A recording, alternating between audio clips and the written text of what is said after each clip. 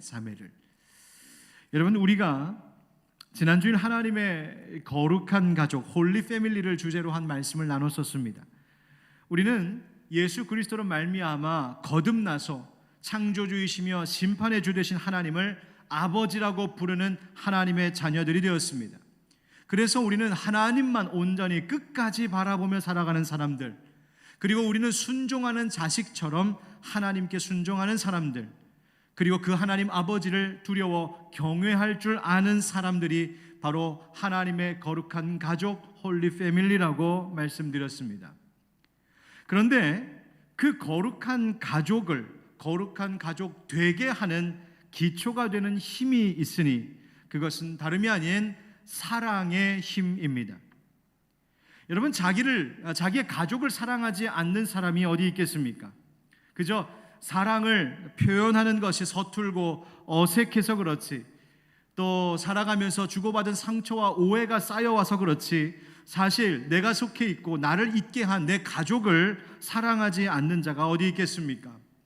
가족을 향한 사랑이라고 하는 것은 믿는 자에게나 믿지 않는 자에게나 상관없이 가족을 향한 사랑은 누구에게나 다 있습니다. 그런데 주 예수 그리스도를 믿는 그리스도인의 가정에서는 보다 더 깊은 사랑의 의미를 갖고 그것이 기초합니다. 참된 목자, 참 목자상이라고 하는 유명한 책, 17세기 영국 청교도 신학자이자 목회자였던 리처드 백스터가 쓴 바로 참된 목자라는 책, 여러분 기억하실 거라 생각합니다. 1673년 그리스도인을 위한 지침서라고 하는 매우 실천적인 내용의 논문을 이 리처드 백스터가 썼습니다. 그 가운데에는 그리스도인의 가족관이라고 하는 제목의 장이 있어서 그것만 따로 떼어 편찬한 하나님의 가정이라고 하는 제목의 책이 나와 있습니다.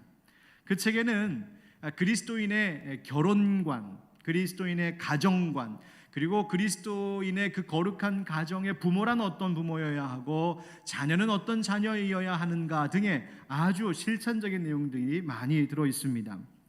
그 가운데에 이 책에 보면 크리스찬 가정의 가장의 역할이 굉장히 중요하다고 말하고 있는데, 그 내용을 말하는 단락 가운데 이런 글이 있습니다.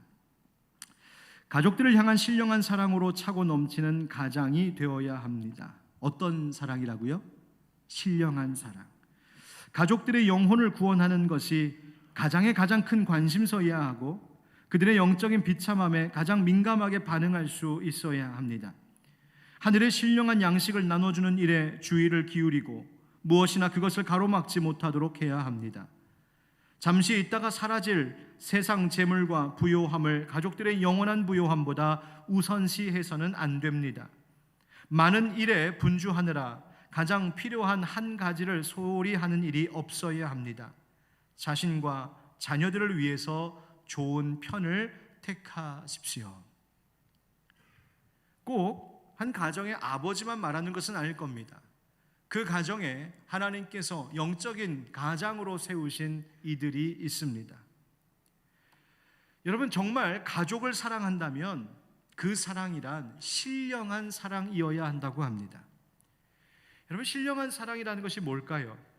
그것은 육의 것이 아닌 가족들의 영혼을 구원하고자 하는 사랑입니다. 육의 것을 채워주는 것만이 아니라 하늘의 영원한 것을 채워주고 물려주고자 하는 그런 사랑입니다. 그 사랑, 그 신령한 사랑이 있어야 그 사랑의 기초 위에 그 사랑을 울타리로 한 바로 가정, 거룩한 하나님의 가정이 온전하게 된다는 것이죠. 하나님께서 사도 바울을 통하여 주신 사랑이라고 하는 것에 대한 가르침이 있습니다. 우리가 잘 아는 고린도전서 13장 13절 말씀인데요, 우리 한번 같이 읽어보겠습니다. 시작. 그런즉 믿음, 소망, 사랑 이 세 가지는 항상 있을 것인데 그 중에 제일은 사랑이라. 아멘. 모든 것 가운데 가장 우선시 되어야 하는 것이 사랑이라 하십니다. 그것도 그냥 세상이 말하는, 그리고 일반적인 세상 사람들이 말하는 가족의 그런 것 아니라 영원한 사랑, 신령한 사랑을 말하고 있습니다. 그러므로 하나님의 자녀들이 인생의 수많은 갈림길과 망설임 끝에 결국 선택해야 하는 바로 그것은 다름이 아닌 사랑입니다. 오늘 본문에 앞선 베드로전서 1장 21절에서 그리스도인이란 그 모든 믿음과 소망을 하나님께 두는 자라고 말하고 있습니다. 모든 믿음과 소망이 하나님께 있음을 아는 사람들. 그런데 하나님을 향한 믿음과 소망, 즉 하나님께 내 인생의 믿음을 갖고 내 인생의 소망을 두며 살아가는 사람들은 거기서 머물러 있는 것이 아니라 더 나아가 서로를 뜨겁게 사랑하는 관계로 나아간다고 말씀하고 있습니다. 하나님을 믿는 믿음 때문에 우리가 구원을 얻고 살아갑니다. 그리고 그렇게 그 믿음 가지고 살아가는 자들은 세상이 아닌 하나님께 소망을 두며 살아갑니다. 그렇기 때문에 근심 중에도 기뻐할 이유가 있는 것이지요. 내가 어떤 공로가 있어서 내가 무엇을 잘해서 하나님께 그런 사랑과 은혜를 받았던 것이 아닙니다. 그저 받은 하나님의 사랑과 은혜입니다. 그런데 그 끝없는 조건 없는 하나님의 은혜와 사랑이 우리의 양심을, 마음의 양심을 되살아나게 합니다. 이전까지는 내가 중요하고 나만 중요하고 그래서 나만 생각하고 모든 것의 기준이 나였는데, 그랬던 인생이 하나님께로부터 그 거저 주시는 은혜와 사랑으로 내 마음의 양심이 회복되기 시작하면서 변화됩니다. 달라집니다. 어떻게 해요? 내가 중요한 줄 알았는데 나보다 하나님을 위한 인생으로, 내가 이 세상의 중심이라고 생각했는데 그게 아니라 내 곁에 두신 내 형제, 내 가족, 내 이웃이, 내가 아닌 타자가 얼마나 소중한 존재인지를 그렇게 하나님을 중심으로 그리고 다른 타인들을 위하여서 살아가는 이타적 존재로 변화되고 성숙해 갑니다. 바로 하나님께 믿음과 소망을 둔 사람들이 말입니다. 그러니 그 믿음과 소망으로 하나님의 사랑을 받은 자들이 더 나아가 서로를 향한 사랑, 형제와 이웃을 향한 뜨거운 사랑의 관계로 성숙해 가는 것이죠. 여러분, 하나님 믿으십니까? 하나님께 소망 두고 사십니까? 무엇으로 증명하시겠습니까? 무엇으로 내 사랑과 내 믿음과 소망을 증명하시겠습니까? 그것은 우리가 서로 뜨겁게 사랑하는 것입니다. 과연 우리 안에, 우리 교회 안에 형제 자매를 향한, 우리 교회를 향한 뜨거운 사랑이 있습니까? 오늘 본문과 관련하여 찰스 스윈돌이라는 목사님의 한 이야기가 참 공감이 되어 여러분께 들려드리렵니다. 이 목사님이 친구를 만났습니다. 믿지 않던 군 출신의, 평생을 군인으로 산 군 출신의 친구였는데 군대를 퇴역하고 나서 회심하여 그리스도인이 되었다는 반가운 소식을 들었습니다. 믿지 않던 친구가 예수 믿는 사람이 되었다니 반가운 소식인데, 이 소식은 기쁘면서도 놀란 소식이라고 했습니다. 왜냐하면 그 친구는 사실 영적인 것에 대하여 전혀 관심이 없던 분이었답니다. 툭하면 큰 소리로 욕하고 술고래에 싸움꾼에 세상 것 좋아하고 즐기고, 오히려 교회에 대해서는, 믿는 자들에 대해서는 혐오감을 가졌던 사람이었기 때문에 그가 그리스도인이 되었다는 사실은 정말 놀라울 만한 소식이었습니다. 책의 표현을 빌리면 그 시절 그분은 하나님과 앙숙이었답니다. 하나님과 원수되었었다. 그런데 그가 회심했다는 소식을 듣고 몇 년이 지나 우연히 이 친구를 만나게 되었고 대화를 하기 시작했습니다. 당연히 자연스럽게 그가 회심하여 그리스도인이 된 구원의 이야기를 하지 않았겠습니까? 그런데 이야기를 하던 중에 이 친구가 얼굴을 찌푸리며 이렇게 이야기를 하더란 겁니다. 대강 내용이 이런 겁니다. 이보게 친구, 내가 지금 이제 그리스도인이 된 거 참 감사하긴 한데 딱 하나 아쉬운 게 있네. 그건 그 옛날에 군복을 입고 술집에서 친구들과 함께 어울렸던 그 시간이야. 함께 둘러앉아서 웃고 이야기 나누고 술을 나누고 허심탄회하게 속마음을 털어놨었지. 그때 정말 좋았어.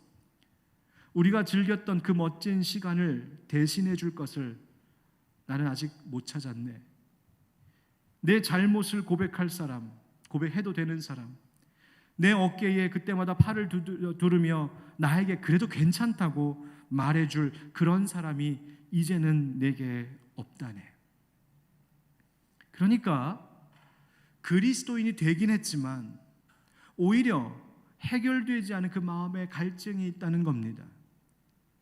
과거에는 술김에 솔직하게 내 속 이야기를 다 꺼내놓을 수 있었고, 술김에 듣는 사람도 내 이야기를 다 듣고는 괜찮아, 위로해주고 덮어주고 그런 사랑과 위로를 받았었는데, 지금은 그런 게 없다는 겁니다.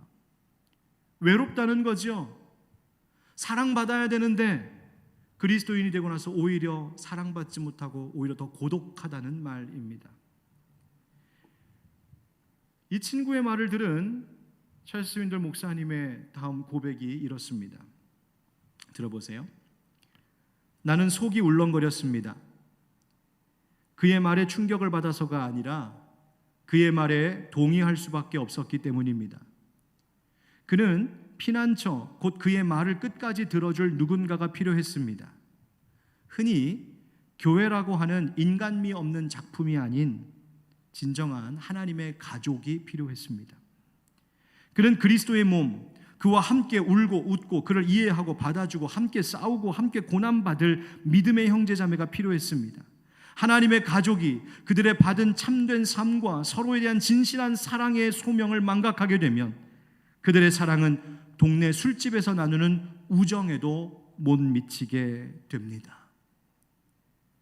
여러분, 하나님의 가족이 진실하게 서로를 사랑하며 그 사랑의 소명을 잊어버리면 그 사랑이란 동네 술집만큼도 못한 것이라고, 그러면 교회가 그렇게 동네 술집만큼도 못한 교회가 되고 만다고 말하는 겁니다.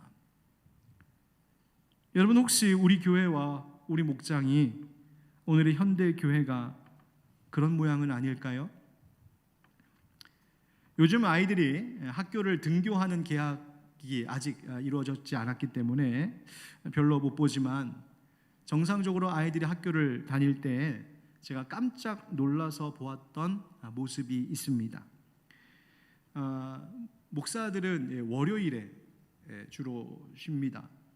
어떤 교인들은 제가 월요일부터 토요일까지 쉬고 주일만 일하는 줄 아는 분이 계시더라고요. 아니에요. 월요일만 휴무입니다.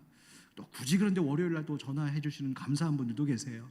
아무튼 그래서 월요일이 되면 저는 일반인들의 일상을 관심 있게 볼 때가 있습니다. 하루를 어떻게 시작하고 어떻게 살아가나.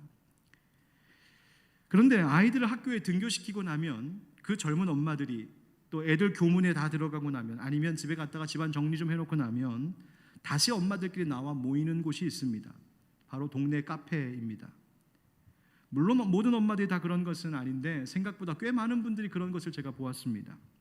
작은 동네 카페 아니면 유명한 브런치 카페에 모여서 맛있는 커피를 앞에 두고 또 멋진 브런치 식사를 나누면서 즐기고 재밌는 이야기도 나누고 교제하고 정보도 교환하고서 그렇게 오전 시간과 낮 시간을 보내는 그런 모습들을 많이 봅니다. 어디 좋은 멋진 브런치 카페나 식당이 생겼다 하면 3, 4, 5 줄을 서서 가고 모여듭니다. 그 모습을 바라보는 이 목사의 마음 같아서는 그 모임을 그대로 모셔다가 교회에다 두고 목장 모임을 하든 성경 공부를 하게 하면 참 좋겠다는 생각이 굴뚝 같습니다. 왜 젊은 엄마들이 그렇게 브런치 카페로, 때로는 아울렛에 있는 푸드코트로, 멋진 식당으로 모여드는 걸까요? 왜 그런 모임의 장소가 교회이면 안 될까요? 지금이야 코로나 때문에 그렇다고 치지만, 아니 동네 카페는 코로나에도 아랑곳하지 않고 지금 바글바글한데 왜 교회는 안 될까요? 교회는 커피값도 싸고 오래 앉아 있는다고 눈치도 주지 않고 오히려 오래 앉아 계시면 너무 고맙다고. 그런데 왜 교회는 그렇게 될 수 없을까요? 이유가 있지 않겠습니까? 교회라는 곳이 그저 교회 건물 장소가 아니라 교회라는 공동체는 세상에서 받을 수 없는 위로와 사랑을 경험할 수 있는 곳이어야 하는데 교회는 그렇지가 못한가 봅니다. 교회는 왠지 차갑게 느껴지고 교회는 뭔가 나를 성가시게 하는 곳 같이 느껴지는 것 같습니다. 교회가 아직도 세상 사람들이 볼 때에는 그저 자기들끼리 좋아하는 곳, 자기 배불리는 곳, 목사가 신처럼 받들여지는 곳, 장사하는 곳, 그렇게만 보이는 가슴 아픈 이 세상의 현실 속에 혹시 우리가 있는 것은 아닐런지요?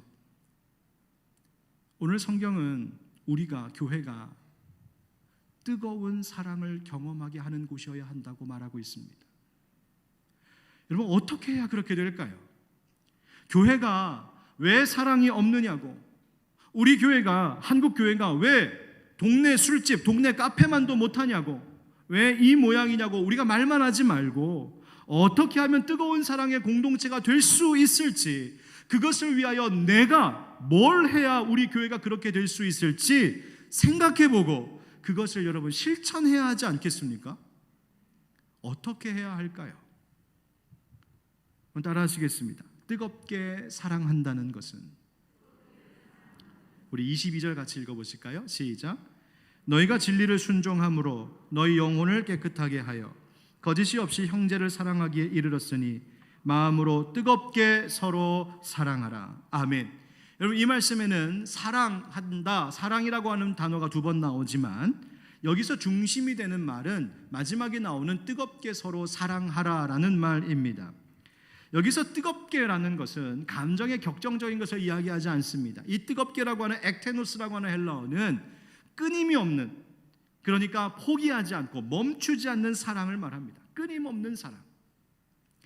또 여기서 형제를 사랑하기에라고 하는 말이 나왔었죠. 형제를, 거짓 없이 형제를 사랑하기에 이르렀으니, 여기서 사랑은 형제 사랑, 여러분 우리가 보통 필레오라고 이야기하죠. 형제 간의 사랑, 우애, 바로 그 사랑을 말하는 것이고, 뒤에 나오는 사랑은 아가페의 사랑입니다. 그러니까 이 뜨거운 사랑이란 끊임없는 아가페의 사랑, 뭐라고 말하는 겁니까?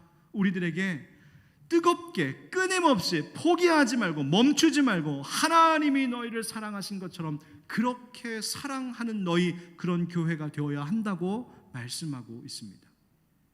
여러분, 지금 교회가, 가정이, 사회가 경험하고 있는 많은 위기를 극복할 수 있는 힘은 다른 그 어떤 것도 아닌 바로 이 뜨거운 사랑, 멈추지 않는 아가페의 사랑입니다. 22절 말씀에 따르면 이 뜨거운 아가페의 사랑은 3가지를 통하여서 이루어진다고 말씀하시고 있습니다. 첫째는 진리를 순종하는 것입니다. 너희가 진리를 순종함으로. 여러분, 올바른 사랑을 행하려면 무엇이 옳은 것인지를 잘 알아야 됩니다. 마치 부모가 자녀를 사랑한다는 것이 그저 예쁜 옷 입혀놓고 아이고 예쁘다 예쁘다, 여러분 그렇게 하는 것이 사랑이 아닌 것처럼, 바르게 가정교육시키고 가르쳐야 할 것 가르치고 바른 생활 태도를 갖도록 지도하는 것, 바로 그것이 그 아이를 온전히 성장하도록 이끌어주는 바른 사랑인 것처럼, 그리스도인이 뜨겁게 사랑한다라고 하는 것은 우리 각 사람이 서로가 진리가 무엇인지를 바르게 알고 그 진리에 순종하는 삶을 통하여 뜨거운 사랑이 지속될 수 있습니다. 세상의 문화, 세상의 기준을 따르지 않고 하나님의 문화, 하나님의 기준을 따르도록 진리를 배우는 것, 우리가 말씀 배우고 말씀을 가르치는 것, 바로 그것이 사랑을 위한 걸음입니다. 둘째는 그렇게 하나님의 말씀을 우리가 따라 살아감으로, 순종함으로 우리의 영혼이 깨끗하게, 우리의 삶이 성결하게 되는 것이 사랑을 위한 일입니다. 너희 영혼을 깨끗하게 하여. 진리의 말씀, 하나님의 말씀, 그 성령의 가르침을 따라 살 때 우리가 깨끗하게 되는 은혜를 입는 것이죠. 바로 이것이 곧 행실의 성결함, 구별된 거룩한 일상생활이 되는 것이요, 그것이 사랑의 모습이라는 겁니다. 세 번째, 거짓 없는 형제 사랑해야 한다는 것입니다. 여러분, 우리가 이웃을 사랑합니다, 친구를 사랑합니다, 우리의 형제자매들을 사랑합니다 말할 수 있습니다. 그러나 과연 그것이 얼마나 진실한 사랑인가는 또 다른 문제입니다. 어쩌면 우리는 사랑한다고 말은 하고 있지만 숨은 동기와 숨은 목적이 있어서 사랑하는 것처럼 말하고 행동하고 있을지도 모릅니다. 내가 드러내놓고 말하진 않지만 나의 필요를 채우기 위해, 누군가의 관계를 잘 유지하기 위해 그렇게 사랑한다 말한다면 그것은 진실한 사랑이라고 말할 수 없습니다. 진실한 사랑은 보상을 기대하지 않는 것이기 때문입니다.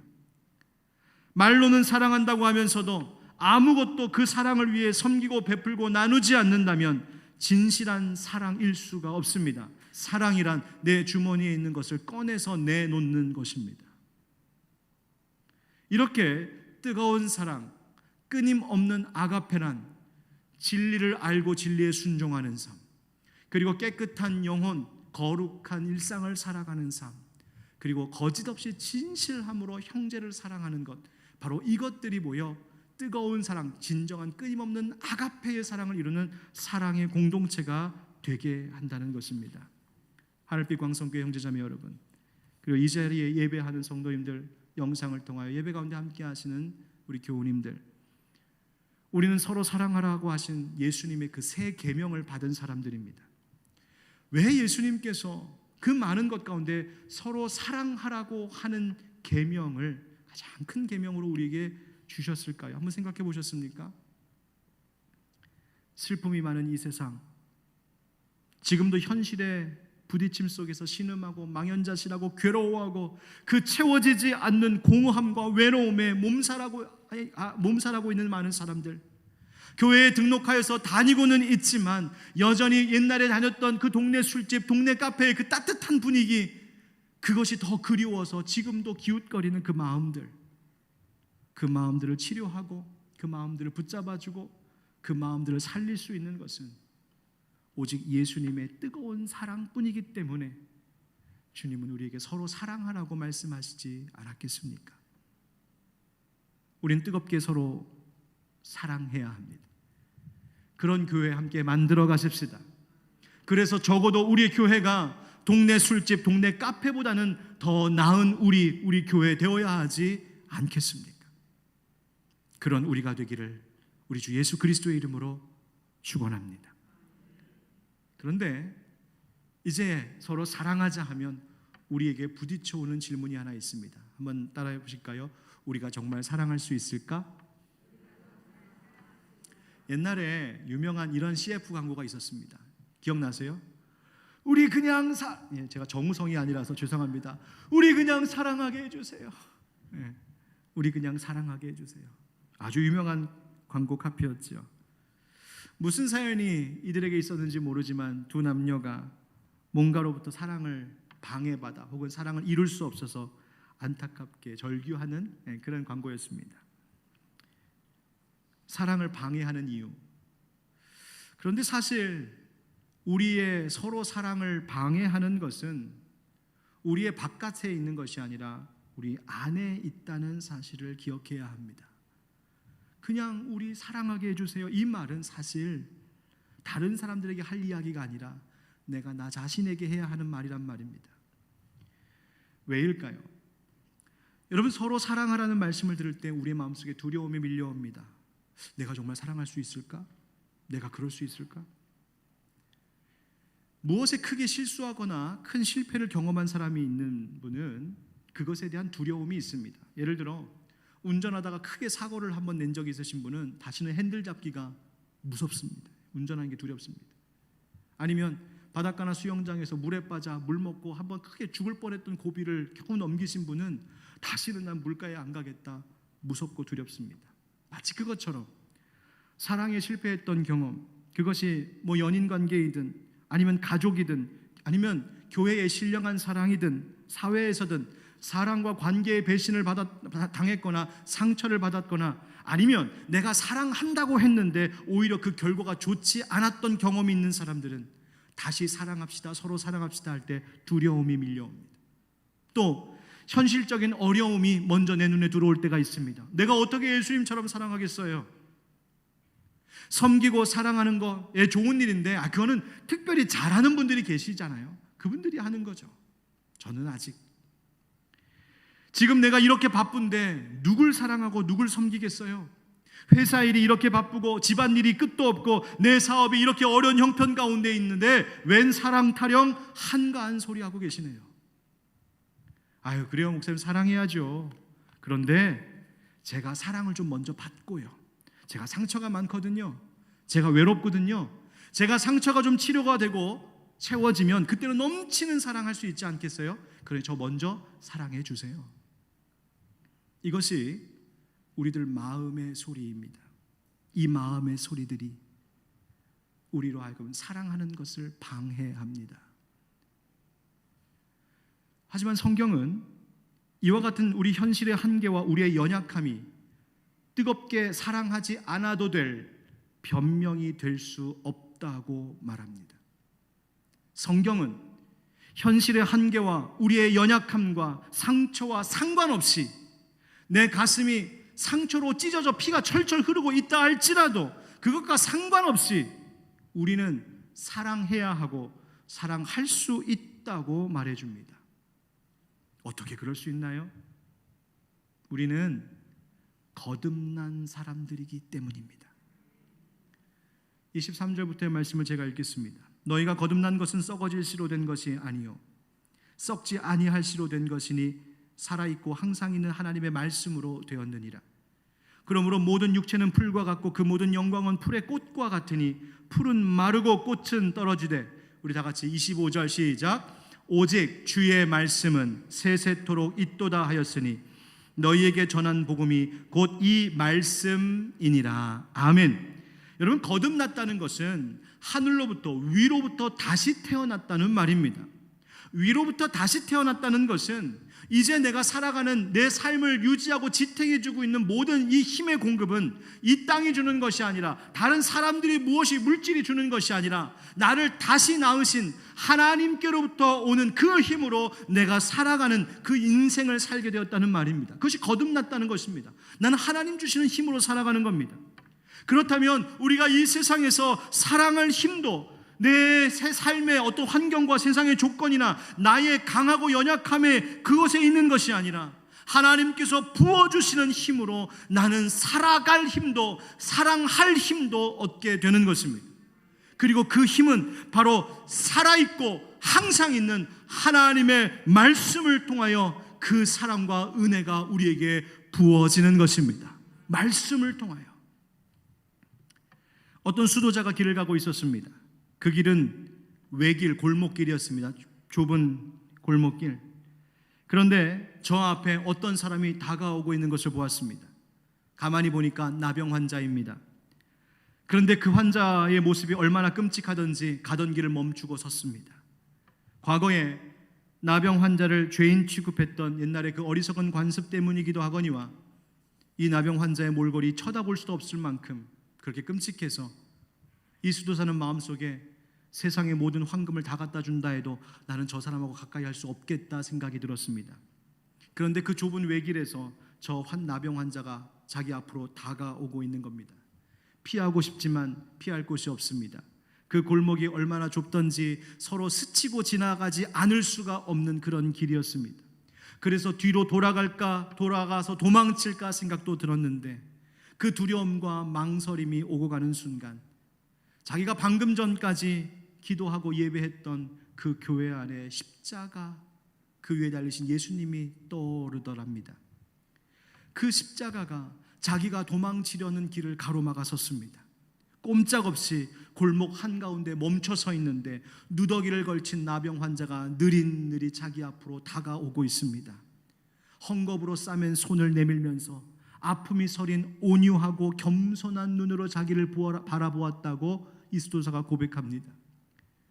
그런데 그 순간 자기의 눈앞에, 자기의 마음속에 예수님의 십자가가 떠오르고 마치 나병 환자의 눈을 통하여 예수님이 자기를 바라보고 있는 것 같더랍니다.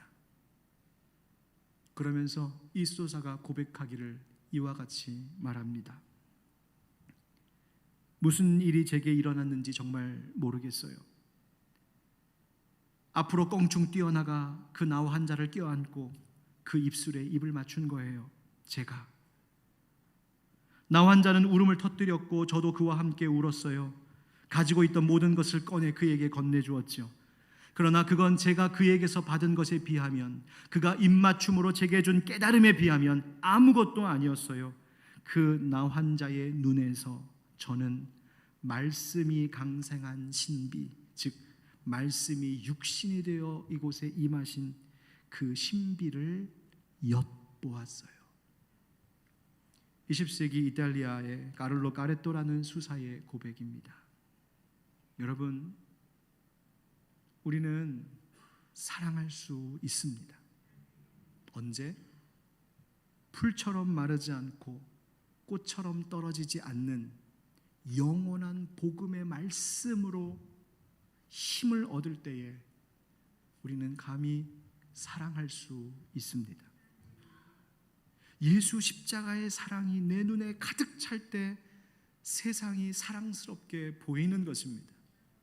복음의 말씀이 내 심령 속에, 복음의 말씀이 우리의 공동체 안에 가득할 때 우리를 사랑하지 못하게 방해하는 모든 방해물들을 그 말씀의 힘이 물리치는 것입니다. 그래서 우리는 먼저 복음의 말씀의 공동체가 되어야 합니다.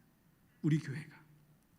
그리고 그 말씀 속에서 만나는 예수님으로 말미암아 우리는 뜨거운 사랑의 공동체가 되어야 합니다. 그 사랑의 공동체가 될 때 이 교회는, 우리 공동체는 세상이 볼 때에도 매력적인 공동체가 될 것입니다. 여러분 한번 따라 하실까요? 나는 하나님의 말씀으로 거듭난 자입니다. 복음의 말씀 안에 있을 때 나는 사랑할 수 있습니다. 말씀이 육신이 되어 오신 예수님 때문에 나는 사랑할 수 있습니다. 예, 그렇습니다. 우리는 사랑할 수 있습니다. 그리고 사랑해야 합니다. 이제 마지막 이야기를 할 때가 되었습니다. 한번 따라 하시죠. 사랑을 맛보았으면 사랑을 맛보이라. 오늘 본문 가운데 이제 1절, 2절, 3절이 남았는데 1절, 2절은 다음 주일 설교 때 제가 전하겠고 3절만 먼저 주목해서 보겠습니다. 우리 3절만 같이 읽어보실까요? 시작. 너희가 주의 인자하심을 맛보았으면 그리하라. 아멘. 여러분, 맛있는 요리를 잘 하시는, 요리 잘 하시는 분들을 보면 식당에 가서, 맛집 가서 식당 가서 음식 먹을 때 그냥 먹지 않습니다. 어떻게 이런 맛이 나지? 무슨 재료가 들었지? 어떻게 조리를 한 거야? 그래서 이것저것 따져보고 생각해봤고, 그리고 특별히 그 맛을 기억했다가 자기가 맛본 것을 그대로 한번 집에서 요리해보기도 하고 그 맛을 다른 사람에게 선보이고 싶어 하기도 합니다. 자기가 요리를 직접 하지 않을지라도 맛있는 것을 맛본 사람은 다른 사람에게도 그 맛을 보여주고 싶어서 맛집에 데려가서 그 맛있는 음식을 소개하기도 하죠. 마찬가지입니다. 사랑을 맛본 자라면 그 사랑을 맛보이고 싶습니다. 사랑을 맛본 자라면 당연히 그 맛을 보이며 살아야 합니다. 너희가 주의 인자하심을 맛보았으면, 여러분 이 말을 더 정확하게 번역하면 인자하신 사랑의 주님을 맛보았으면이라는 뜻입니다. 사랑의 주님을 맛보았으면, 예수님을 맛보았으면. 여러분 무슨 생각나는 것 없습니까? 성찬입니다.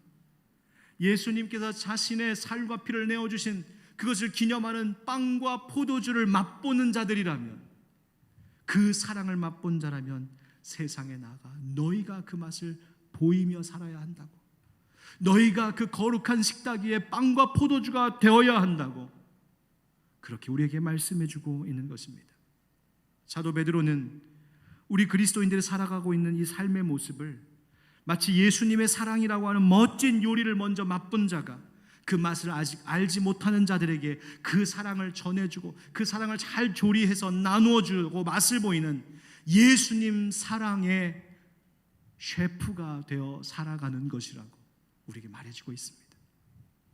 더 적극적으로 말하자면 나 자신이 누군가를 위하여서 먹이어지는 맛있는 음식이 되어야 한다는 겁니다.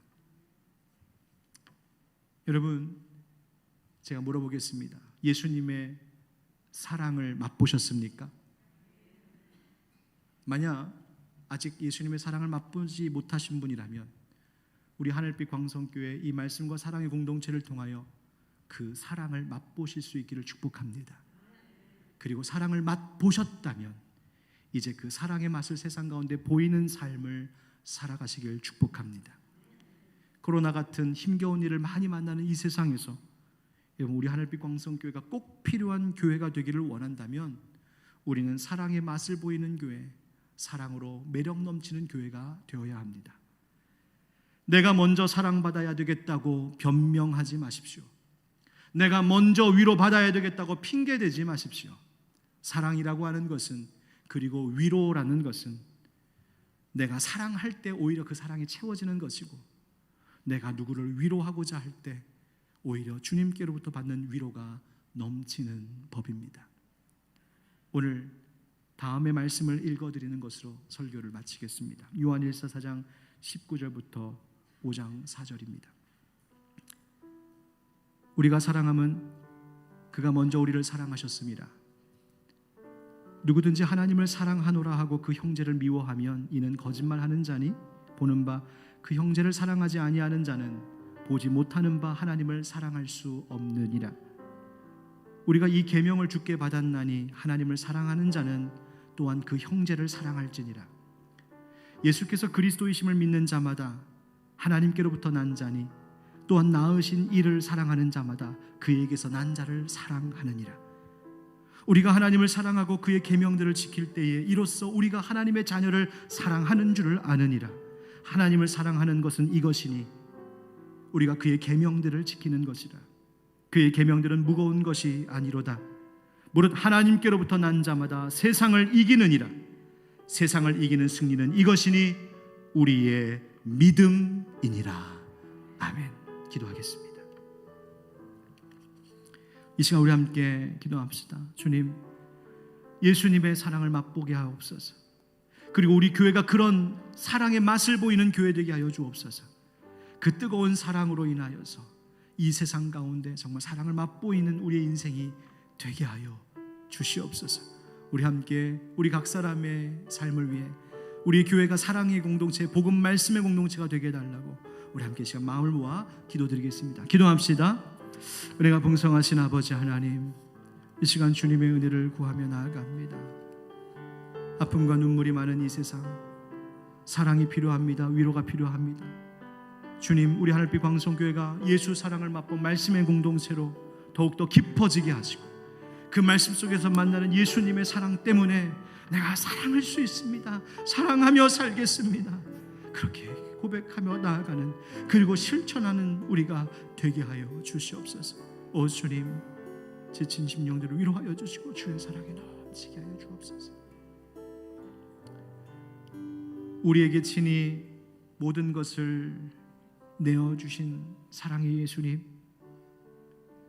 오늘 그 놀랍고 크신 끝없는 아가페의 사랑을 받았음에도 우리는 그렇게 사랑하지 못했던 우리의 죄를 용서하여 주시옵소서. 주님, 우리의 가정 안에 신령한 사랑이 꽃피기를 원합니다. 우리 교회가 말씀과 뜨거운 사랑의 공동체로 거듭나기를 원합니다. 우리 교회를 통하여 사랑이 식어져 메마른 이 세상 가운데 진짜 사랑의 맛이 무엇인지를 보이는 역사가 있기를 원합니다. 주님, 우리 가운데 함께하여 주시옵소서. 특별히 이 자리에 예배하는 이들 가운데 사랑의 상처를 받고 외로움과 고독함 속에 방황하는 심령들이 있거든. 주님께서 이 시간 십자가의 그 놀랍고 크신 사랑을 부어주심으로 사랑할 수 없었던 이가 사랑하게 되고 기뻐할 수 없었던 이가 기뻐하게 되는 놀라운 신비의 역사가 일어나게 하여 주시옵소서. 예수 그리스도의 이름으로 기도하옵나이다. 아멘. 우리 다 같이 일어나서, 좀 시간은 되었지만 우리 서로를 축복하며 찬양하는 시간 한번 가졌으면 좋겠습니다. 한번 자리에서 일어나시죠. 우리가 손을 잡을 수는 없지만, 안아줄 수는 없지만 마음만큼 뜨겁게 이렇게 축복하면 좋겠습니다. 때로는 너의 앞에, 때로는 너의 앞에 어려움과 아픔 있지만 담대하게 주를 바라보는 너의 영혼, 너의 영혼 우리 볼 때 얼마나 아름다운지 너의 영혼 통해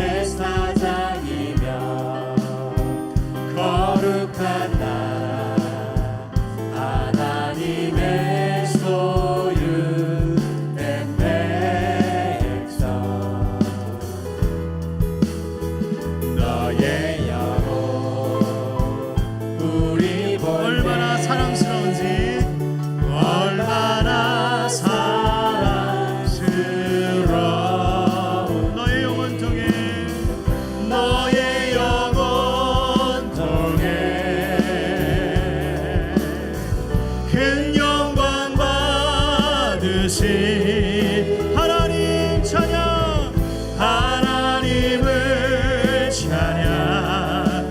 오 할렐루야. 너의 영혼 통해. 아멘. 너의 우리 옆에 있는 분을 향하여서 너의 영혼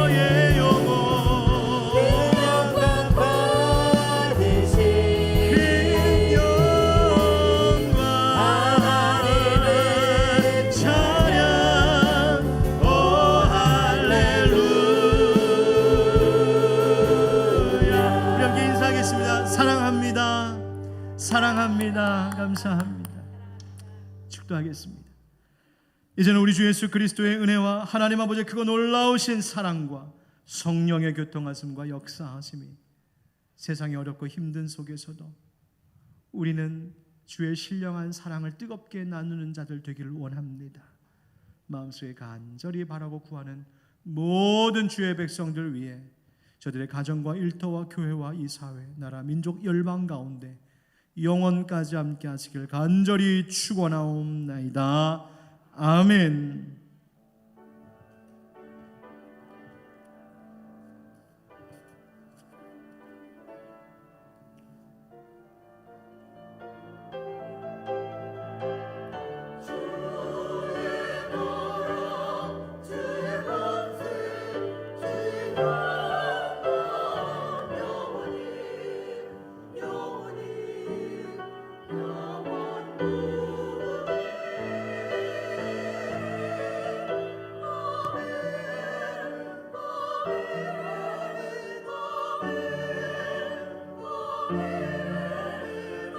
아멘.